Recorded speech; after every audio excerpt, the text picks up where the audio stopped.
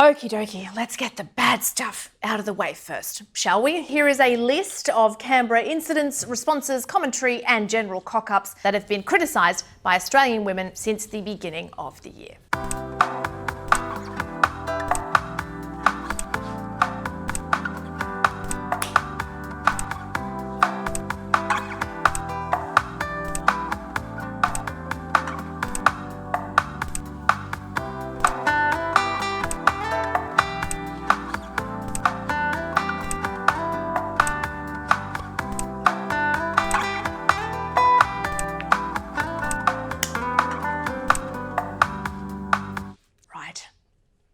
Well, needless to say, none of that was good, and the Prime Minister has responded to the criticisms. He has reshuffled his cabinet, he has announced an overhaul to the Sex Discrimination Act, he's backed a review into Parliament House culture, he's agreed to the recommendations of a key report, and he has hinted at support for gender quotas.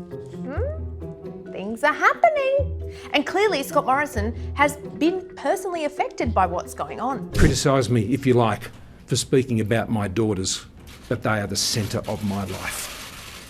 My wife is the centre of my life. My widowed mother is the centre of my life. In that same press conference and subsequent interviews, he said that he has a lot to learn about gender inequality.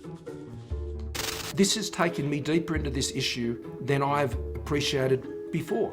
Now, all this could be interpreted as an expression of understanding and humility from the Prime Minister, and I would very much like to interpret it that way.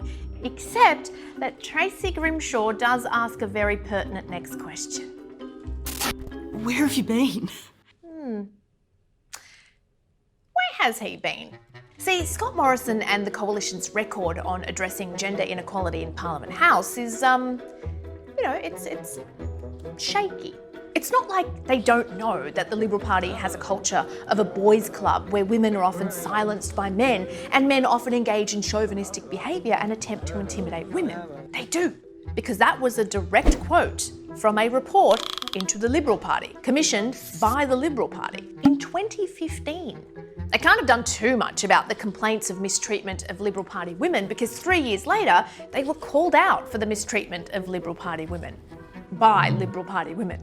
The following year, the Prime Minister gave an International Women's Day address in which he said, We want to see women rise, but we don't want to see women rise only on the basis of others doing worse. Which suggests to me that he's perhaps more concerned about men relinquishing power than women seeking justice. Last year, when he was criticised for allocating 0.38% of his budget to economic initiatives specifically aimed at women, his office told the journalist who made the claim that no one credible believes that Morrison had left women out of the budget, even though several credible individuals and organisations voiced concern about, say, funds for childcare versus funds for infrastructure. To which the government replied, Women can take advantage of, driving on the new infrastructure and roads. So to suggest the budget doesn't focus on women, I think is wrong. Okay. Just as recently as this week, the Prime Minister was being accused of double standards by the former head of Australia Post, who said that she was bullied out of a job on his behest. He has people in members of Parliament who are being accused of the most terrible atrocities to women, and they're allowed to stand and still remain in their jobs and represent our country. I was forced to stand down.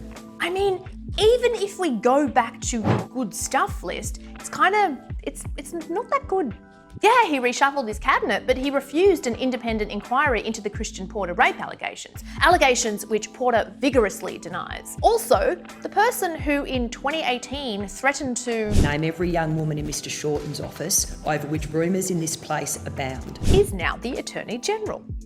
Yeah, he announced an overhaul of the Sex Discrimination Act and supported a review into Parliament House culture, but I don't know, why did it take this long? And yeah, he's accepted all 55 recommendations set out in the Respect at Work report, but some only in part or in principle. Also, that report was released more than a year ago, and the government didn't even bother responding to it. And yes, he's expressed support for quotas, but up until now, he has always said, On their merit, on their merit. And even when he felt an emotion. Minutes later, he revealed details of an alleged harassment claim at News Corp, which turned out to be incorrect, and which the company denied, and which he later apologised for. So here we have a press conference in which the PM says, through tears, how much he cares about women's safety, while apparently fully prepared to undermine the privacy of a possible harassment victim for political point scoring. All of this makes one think, did Scott Morrison really have a come to Jesus moment on gender inequality? Or has he just figured that faith in both his leadership and his party is waning, notably among women, and is perhaps desperate to hang on to power? I don't know. I really hope it is the former, because he does preside over maybe the most important workplace in the country, and unless some change happens, no woman or piece of furniture, apparently, is entirely safe there.